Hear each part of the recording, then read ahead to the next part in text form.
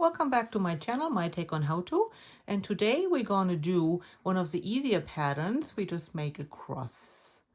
And I already have a swatch which I prepared earlier with a swirl. And we will put the cross right in between those swirls. So you have your base color and make sure that the last row you crocheted is into the back loop, so you end up with those front loops which we need when we do our cross. So I've attached my contrast color and we just start off with crocheting into the back loop, and we do single crochets. I could have put one down at the beginning there, but I think it's easier to see if I wait for the proper spot here. And if you're wondering what I'm making here, I'm just working on a whole bunch of swatches, different colors, different patterns, which I want to do eventually a puff blanket with. Okay, good. So we're now above that separation here, and this is where we drop down into that front loop there with a double crochet. There you go. And we keep going till the next one. Into single crochets into the back loop.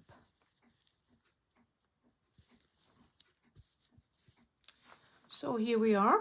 So we have only a drop down overlay mosaic crochet stitch right above the blue post from my previous pattern. You can change that up however you like. This is a let me see, 1 2 3 4 5. It's a 5 pattern.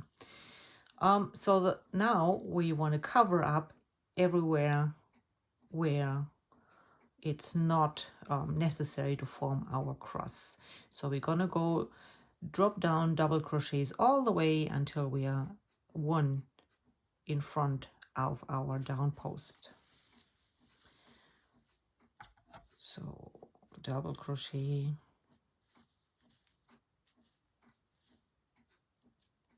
and double crochet. We go always from the downside, from the side from below. If you want a more detailed tutorial, please have a look at my video I made there a while ago, how to mosaic crochet, and I will attach a link now that I learned how to do that. I thought you could do it from a mobile device, but you can't. You have to do it from a laptop. Okay, you live, you learn, right? Okay.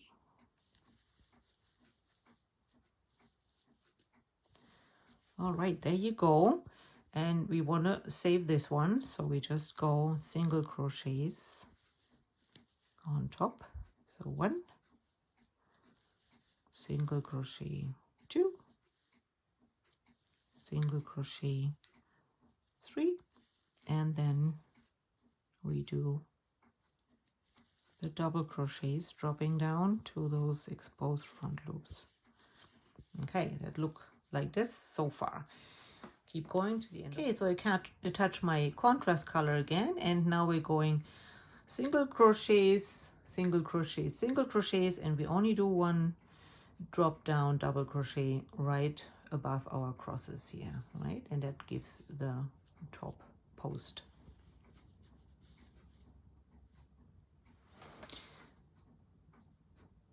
Alrighty, let's go. And then after that, of course, we have to do another row of our base color to cover up all the single crochets. So we have only our crosses stick out, being our pattern for this section. And of course you can, like I said before, you can go closer together. I just, for my particular purpose, I just wanted to keep them a little bit more stand out. Okay, so we're at the spot and we're dropping down.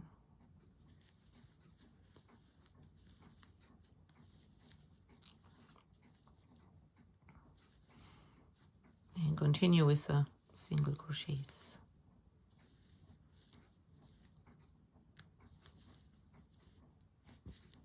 Okay, so here we are back to our base color, and we go drop down double crochets all the way here, and we will put a regular single crochet to both of the loops there, and I'll show you when you get there. Okay, and afterwards I'm gonna give you a look at my storage basket down here. And when you work round, you don't have all those ends sticking out, but there's always ways to integrate them. Like if you're making a rug, for example, become part of the fringes. Also when you make a blanket, you can kind of like put a border on your blanket and hide it that way. So there are possibilities, but unfortunately if you work flat with this technique, you always end up with the ends sticking out with tails. Okay, so we are there, and we're going through both loops